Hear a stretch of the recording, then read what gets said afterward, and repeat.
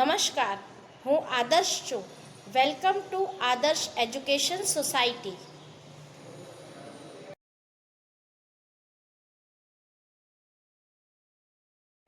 सुप्रभात बाल मित्रों, कैसे हो? मजे में ना?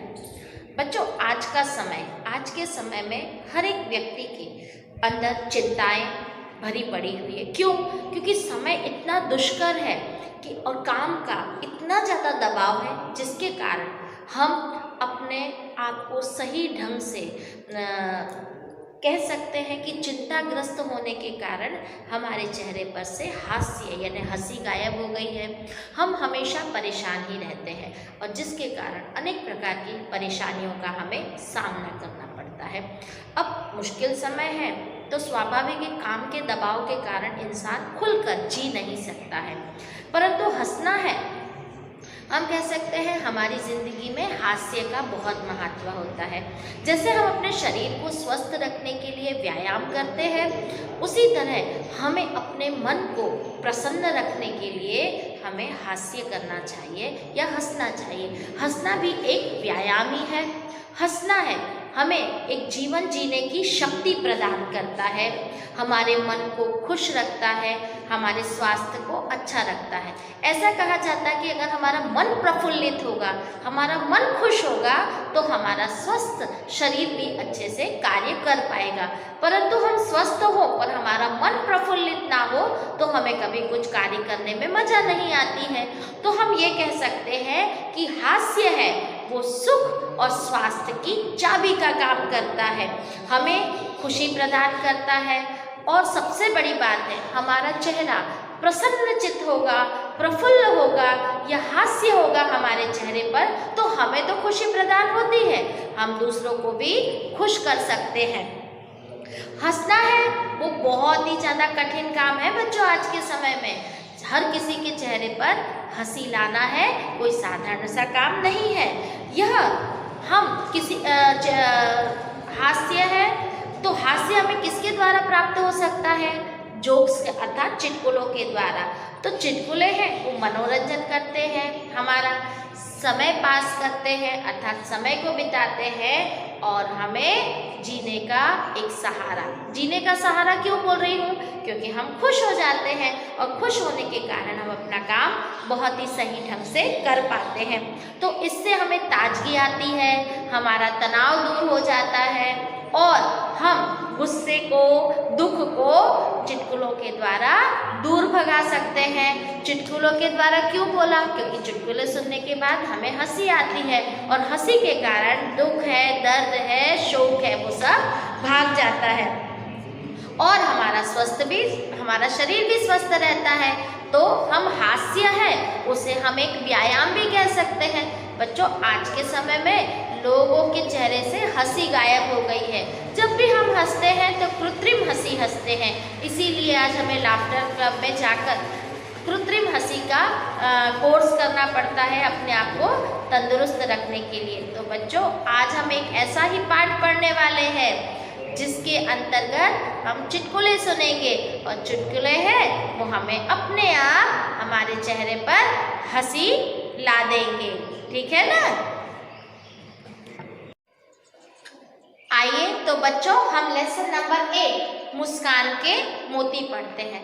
तो ये चुटकुले हैं, तो चुटकुले सुनने से हमारा तनाव दूर होता है ना. तो चलो हम मुस्कान के मोती पाठ पढ़ते हैं. हास्य मनुष्य को जीवन शक्ति प्रदान करता है. जीवन शक्ति यानी जीवन जीने की शक्ति प्रदान करना यानी देता है. उसे दीर्घायु बनाता है. दीर्घायु बनाना अर्थात लंबी उम्र होना. हंसी क्रोध, चिंता और क्षोभ को भगा देती है. साथ ही वह सुख और स्वास्थ्य की चाबी भी है. हमारे चारों ओर हास्य की विपुल यानी बहुत ज़्यादा मात्रा में सामग्री उपलब्ध है. आवश्यकता यानी जरूरत सिर्फ इस बात की है कि हम उसको पहचानना सीखें. मुस्कान के मोती के रूप में यहाँ कुछ ऐसे ही चुटकुले दिए गए हैं. ओके, अब हम चुटकुले पढ़ते हैं. चिंटू है, वह पिंटू से कहता है, तुमने राजू को चाटा क्यों मारा? पिंटू जवाब देता है, 15 दिन पहले उसने मुझे हिप्पोपोटामस कहा था. तब चिंटू उससे प्रश्न पूछता है, तो फिर 15 दिनों के बाद आज ही क्यों मारा तुमने उसे? पिंटू जवाब देता है, मैं तो कल ही सर्कस में हिप्पोपोटामस देखा था यार। यानी 15 दिन पहले चिंटू ने राजू को चाटा मारा था। तो क्यों? क्योंकि उसे हिप्पोपोटामस कहा था। इसका कारण यह था कि पिंटू नहीं जानता था कि हिप्पोपोटामस कैसा होता है। जब सर्कस देखकर आया तब उसे पता चला कि हिप्पोपोटामस कैसा होता है, इसलिए उसने राजू को चाटा मार दिया। पति है, अपनी पति पत्नी के बीच में वार्तालाप हो रहा है। तो पति कहता है, अब मैं भुलक्कड़ नहीं रहूंगा।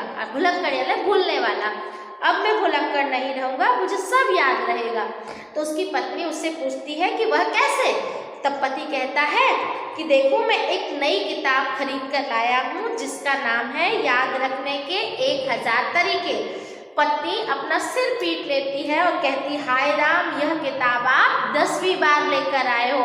अर्थात पति है वो भुलक्कड़ का भुलक्कड़ ही है, क्योंकि याद रखने की किताब का जो नाम है वो 10वीं बार वो किताब खरीद कर आया है। अब हम इसके आगे का चुटकुला पढ़ते हैं। भिखारी।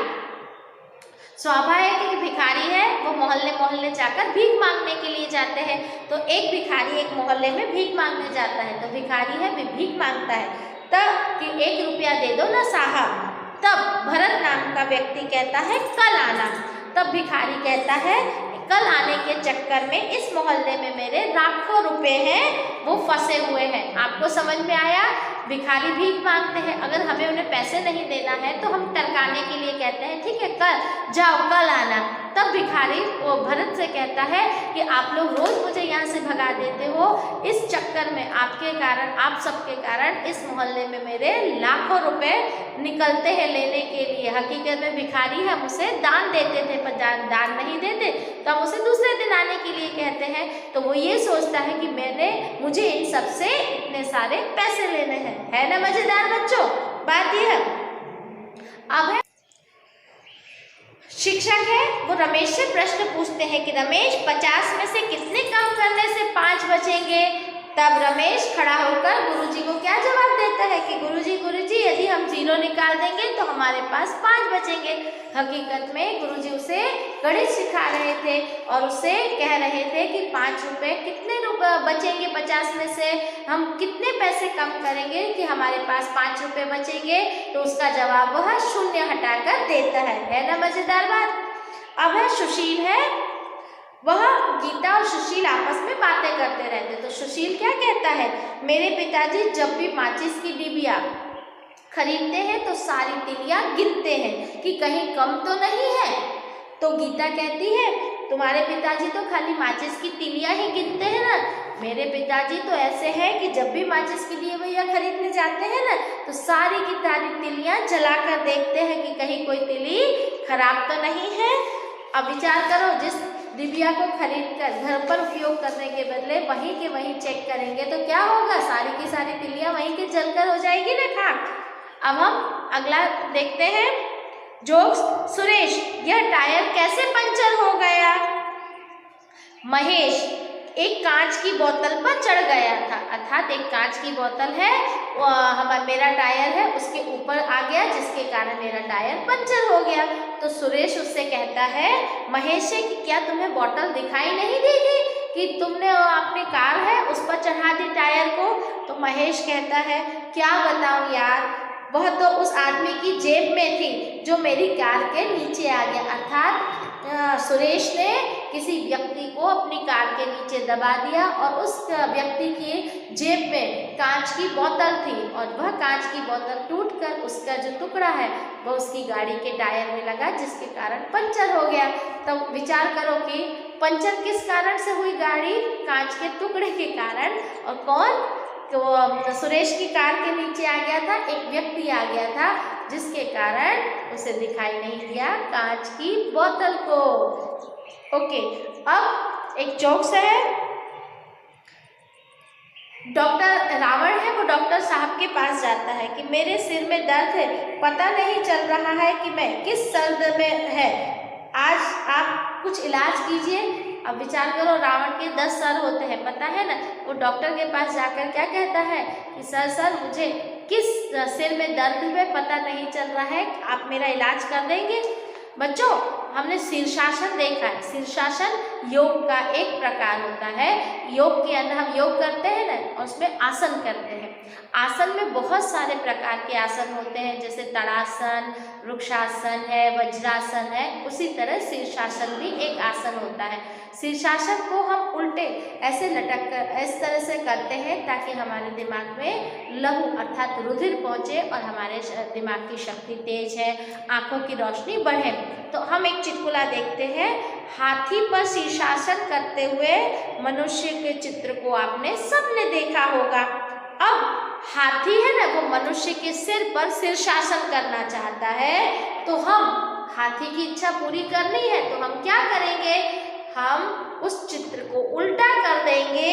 तो क्या होगा, चित्र ऐसा बनाना चाहिए कि पहले हाथी के ऊपर मनुष्य शीर्षासन करते हुए दिखाई देता है, और जब हम उस चित्र को उल्टा पकड़ लेंगे तो हाथी मनुष्य के सिर पर शीर्षासन करता हुआ दिखाई देगा। है ना मजेदार बात।